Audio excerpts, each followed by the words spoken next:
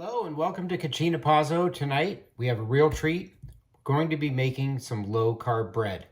Everybody misses bread when they're eating on the keto diet. They're trying to eat low-carb. They're trying to eat a little bit healthier.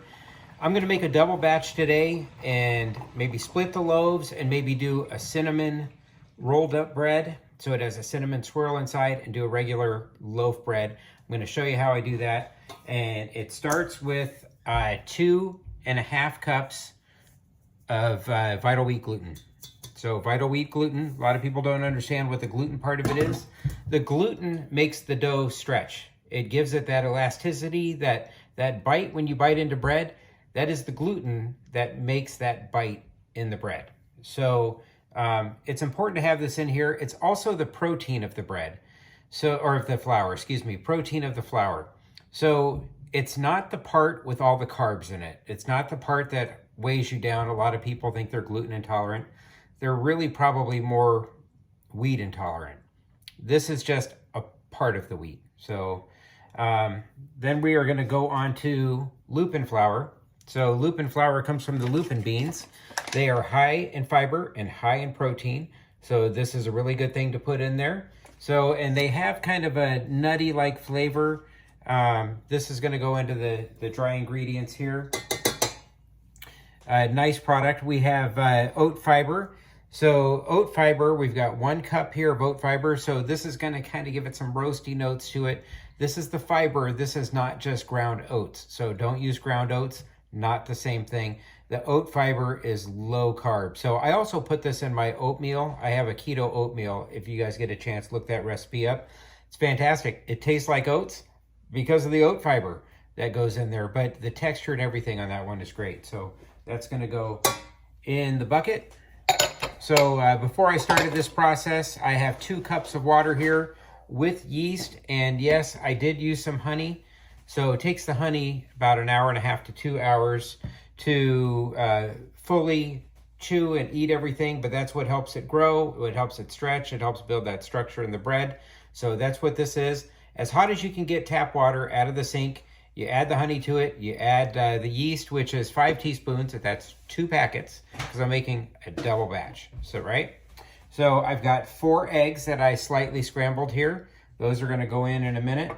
I have 2 teaspoons of xanthan gum. So xanthan gum is going to go into our dry ingredients. Move this over here. So I have 4 tablespoons of monk fruit sweetener. So monk fruit sweetener will also add some sugar alcohols in there, which will help lower the amount of carbs that are in there. So, and then I have salt. So I have 2 teaspoons of salt that are going to go in here as well. And we are going to mix this up.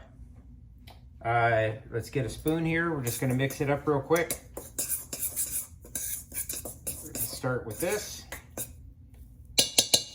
Got that mixed up. It's going to go in the mixer. All right, so we've got the dry ingredients in our KitchenAid mixer.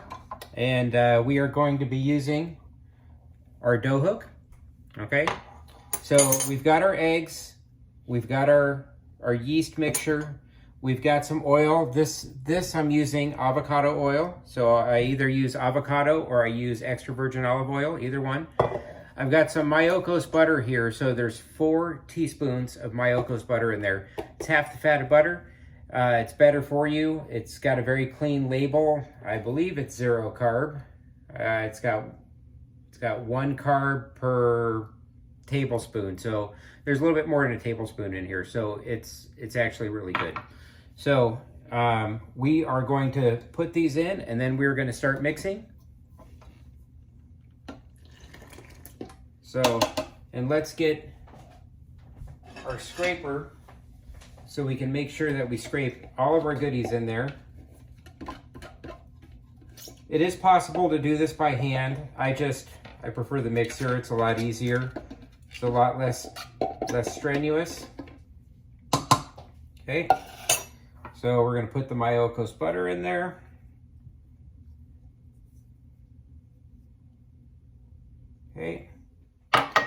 We're going to put our oil. So the avocado oil and the Mayokos butter are our fat. A little bit of fat in the eggs too, but you know, you've got to have fat when you're eating low carb. So the two things that'll fill you up are fat and fiber. So the alcohol sugars work a little bit differently. So if you're eating lots of protein on the keto diet, if you go to the hospital, they will typically give you some sort of fake sugar, and it will help you go, if you know what I mean. So, all right. So back at this. Got our ingredients in the mixer. So the reason I'm doing a double batch, the last time I did a single batch, it was hard to get this to come together. So this is an experiment for me. I have not made this recipe before. This is a similar recipe to my bagel recipe that I made. And I'm gonna move you closer so you can see what's going on. See if I can get you up and in there.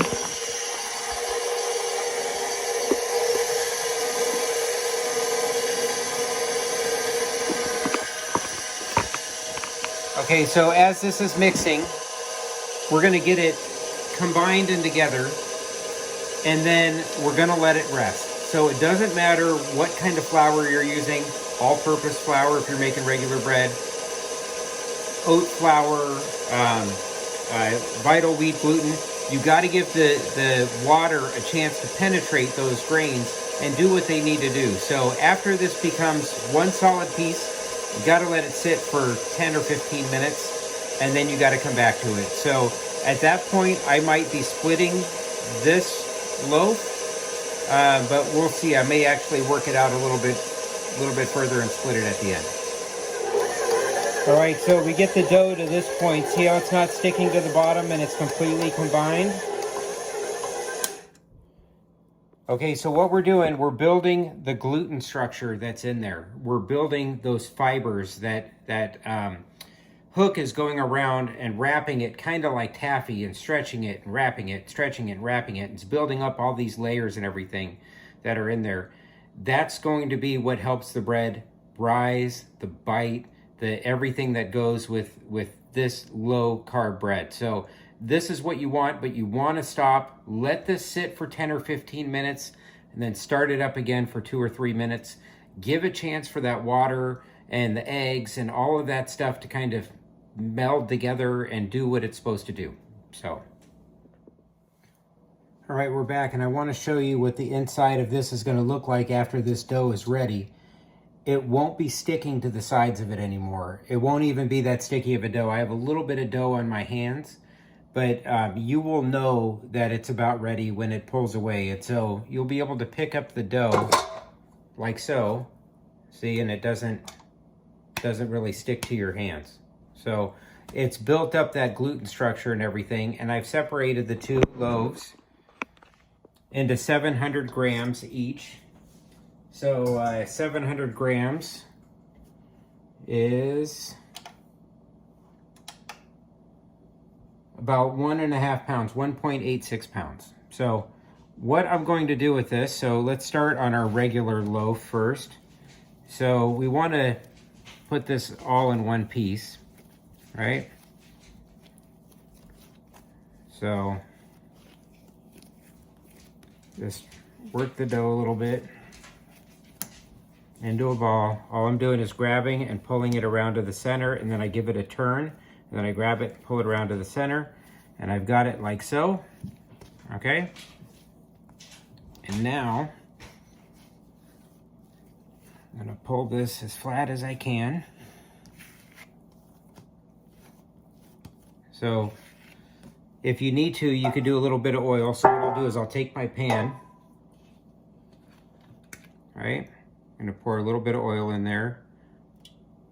A couple teaspoons, a teaspoon.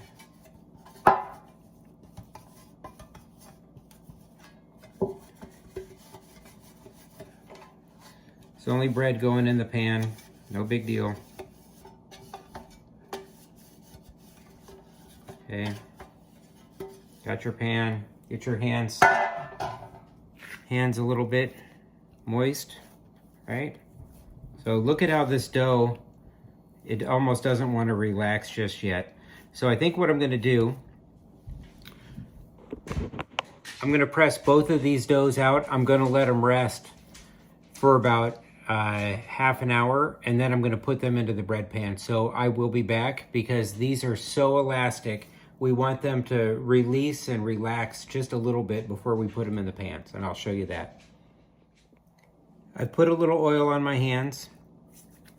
I'm gonna coat both of these real quick. I'm gonna put plastic wrap over it and I'm gonna let it rest. All right, we're back and I'm gonna show you how I form this bread. So we're gonna take our rolling pin.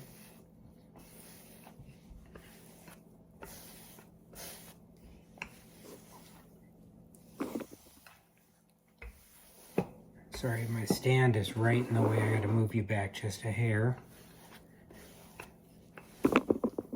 Okay. Turn that dough over. The dough is nice and it is kind of a tough dough.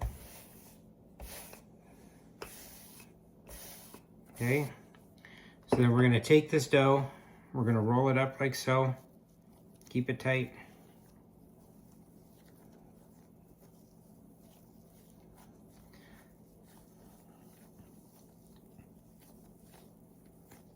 Okay, we're going to keep this part down. Keep this part down. Just kind of pinch it closed, like so. Okay. We're going to take our loaf pan. We're going to put that in the pan, like so. Give it a press down.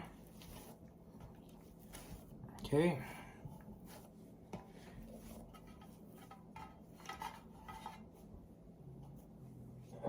Take a little bit of our avocado oil, like so.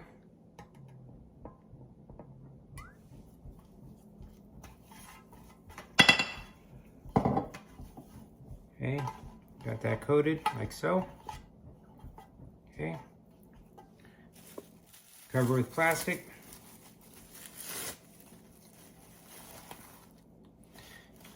Okay, so this is what this looks like now. Okay, let's move that back to the center. And then we're gonna let this one rise for 2 hours. So an hour and a half if it's done its job, if it's in a warm enough place, but don't put the plastic wrap on real tight. This is gonna expand and grow past the top of this pan like so. So put this on the stove. All right, I'm gonna show you what I do for the sweeter one, the cinnamon roll one. So I've got my dough. It's been rolled out a little bit. Roll it out a little bit more. So you could do cinnamon rolls with this dough too. You could use like a milk or a nut milk, and you could use actual butter for this too. So, all right. So we've got our monk fruit sugar. We got some Saigon cinnamon. Okay. Get a spoon. Okay. You can use butter on this too. I'm sticking with the ingredients that I used. Okay.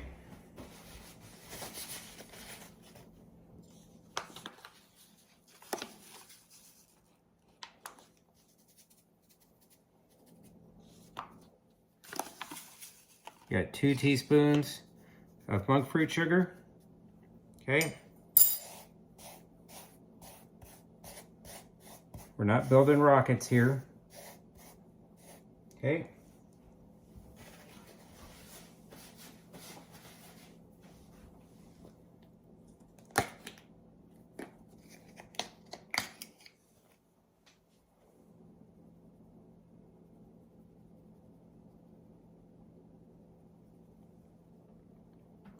try to leave the outer layers untouched when you're doing this.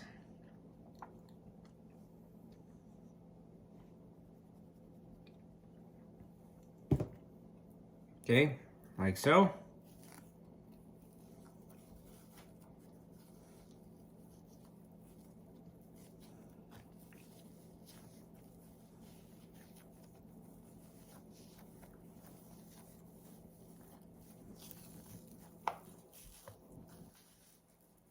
I like to pull the ends out so that they meet the ends here. So I'm going to take this end here, I'm going to give it a pull so it comes to the end here. I'm going to tip this up like so. Take the end and just tuck it down like so. Give it a pinch. Okay. And you want that seam on the bottom so the seam stays downward. Okay. We're going to pinch that closed.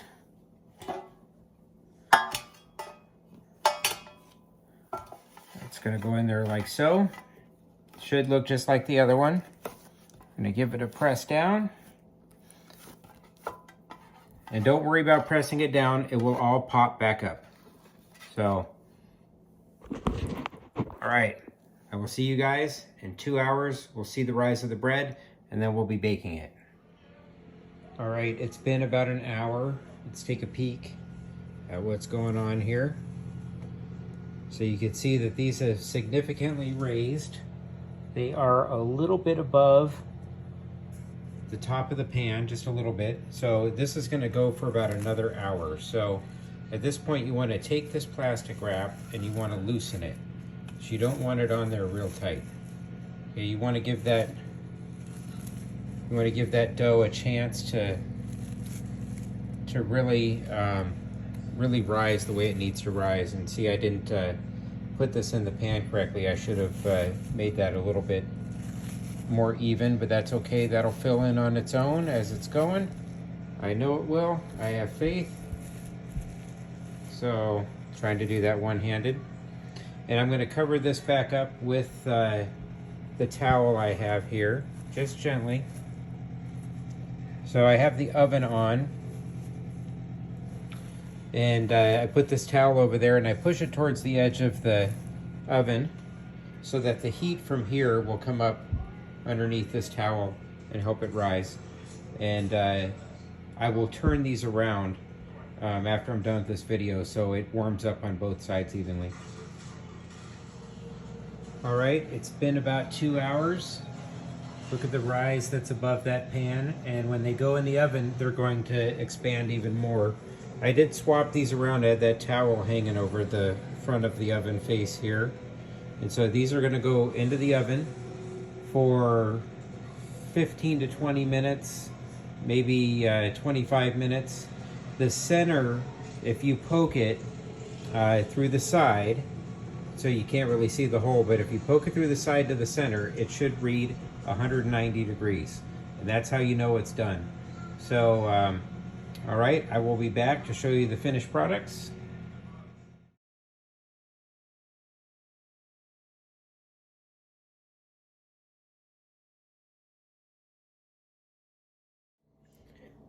All right, so I just wanted to show you that the bread, this is after 10 minutes, it browns really, really fast. So I'm just going to take some foil here real quick, lay it over the top, shiny side up, doesn't have to be tight. So just like so, push that in there. And then we're gonna cook the next 7 to 10 minutes. With a loaf this size, I'm thinking it'll take 20 minutes total. That's what normal bread takes. So this is pretty much the same consistency.